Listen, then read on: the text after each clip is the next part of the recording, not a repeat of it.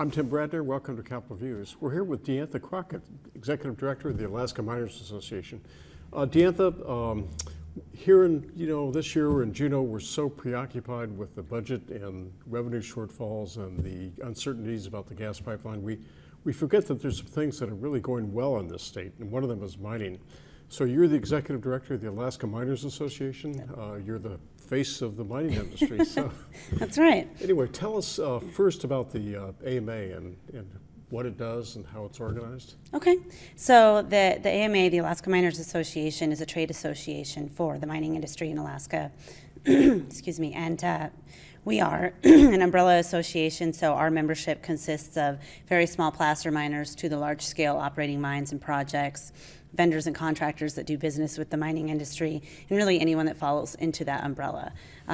As a trade association, our role really is to do communication and public outreach and some advocacy on behalf of the industry. So to talk to the general public and lawmakers about what's going on in the industry, what's going right, what our challenges might be, and bring that information back to our membership to ensure that the communication and dialogue is happening on both ends.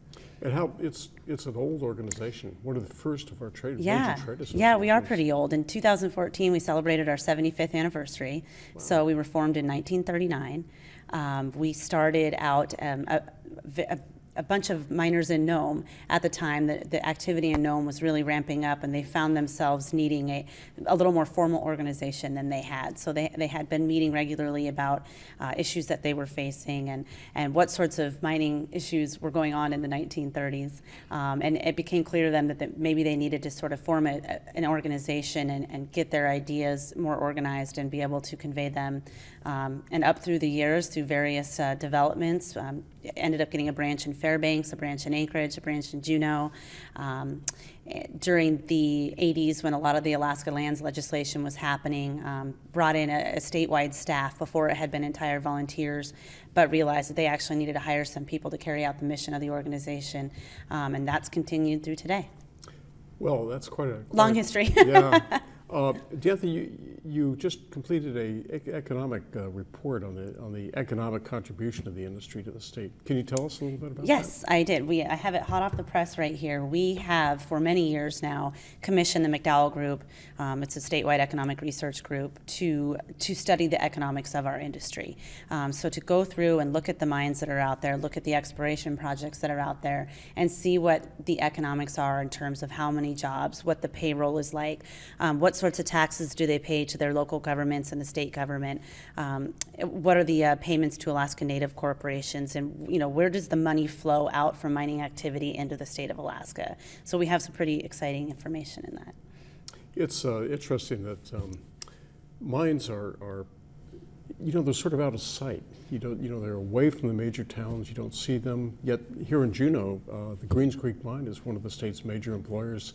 I didn't realize that it's the largest silver mine in the U.S., I guess. Yep, it's one of the top 10 silver mines in the world. Yeah. And you're totally right. So I live in Anchorage, and mining really is out of sight and out of mind. People have a general idea that, there are mines in our state. So I take a lot of pleasure actually in going to either Fairbanks or Juneau, where they've got two operating mines in the area, and especially down here. We have the Kensington and the Greens Creek mines, and they are the first and second. Greens Creek is the first. Kensington is the second largest private sector employer for Southeast Alaska. They're also the biggest taxpayers to the city and borough of Juneau. So there is a real deep understanding in this community about what the economic contributions of the mine is. And there's also a great understanding that I think, the average person in Juneau knows someone that works at one of those mines, their kindergarten teacher's husband or something. There's not a 6 degree of separation. There's maybe a 1 or 2 at the most. Everyone knows someone that's connected to those mining projects and sees the benefit in this community. Well, it's a similar story in Fairbanks with the Fort Knox mine and even the Pogo mine, which is near Delta, east of Fairbanks. But Fairbanks is there's a long history of mining and mining culture in Fairbanks. Absolutely. And the Fort Knox is quite a large employer. Yes, it is. Fort Knox employs about 600 people that they drive to work and go home at the end of their shift. So every employee there is a resident of the Fairbanks North Star Borough or in the interior Alaska community. So that's a lot of heads in the interior Alaska community for one mine. You know, and it's also interesting, we have one coal mine in the state, Yep. and it's operated since 1943. I Yes. guess it's the Usabelli mine, owned by family owned. Yes. And I was interested talking with one of their people that was down here in Juneau this week, and I've always been amazed at how many of the Usabelli employees are all UAF graduates. Yes. And I think that has something to do with the fact that Joe Usabelli Yes. went to UAF. I think he's probably very proud of his alma mater and encourages his mines and future miners to go there as well. But they have, the mines there really do have a very close working relationship with UAF. UAF has a really top-notch mining engineering program and a lot of associated degrees that provide jobs. And the program there works very closely with the mines in the area, so it's a really good partnership to bring people up to be able to work in the mines. And I think Joe recognizes that. Well, and people in the interior can also thank Usabelli for supplying all the power and electricity. I think there's 6 power plants in the interior that are all coal-fired. That's right. And it's the cheapest power That's right. of any sources they have. That's absolutely right.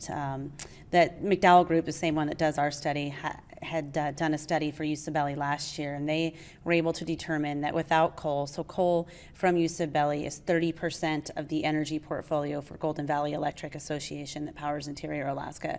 And without that 30% coal, Interior Alaska's energy costs would be $200 million more each year. It's a huge amount of money that they're saving by having coal as part of their energy grid. Yeah. You know, I think we'd be remiss if we didn't mention the Red Dog Mine in Absolutely. Northwest Alaska. Yeah. When it started, it was the largest lead and zinc mine in the world. It Yes. may be, I think, the second largest at this point, but it's a major economic stimulus to that region. Absolutely. As I understand it, I think it goes back and forth, and I'm not even sure if they do it on production or employee size or whatever, but now we say one of the world's largest zinc mines because it's neck and neck with another one. But it is an amazing story. They just celebrated their 25th anniversary last year. And Red Dog came online in 1989, and the deposit was discovered on Nana Regional Corporation land. So it went a long time of the operator and the landowner, Nana Regional Corporation, ended up establishing this partnership on how they were going to manage the mine. And it really is the definition of partnership. You have the landowner and the operator making decisions that are best for that region. They have done some incredible things in terms of hiring their shareholders. I think it's just a little under 60% of the workforce at Red Dog, which is around 600 people, are Nana Regional Corporation shareholders, and a lot of them live in that region. So they're able to work and go home to their communities and not have to go to Fairbanks or Anchorage like we see a lot of out-migration these days, and that's not the case at Red Dog. So it's been a major, major success for Northwest Alaska. Well, we're out of time, so thank you very much. Of course. For joining us. And I'm Tim Bradner, Capital Views. Thank you for joining us.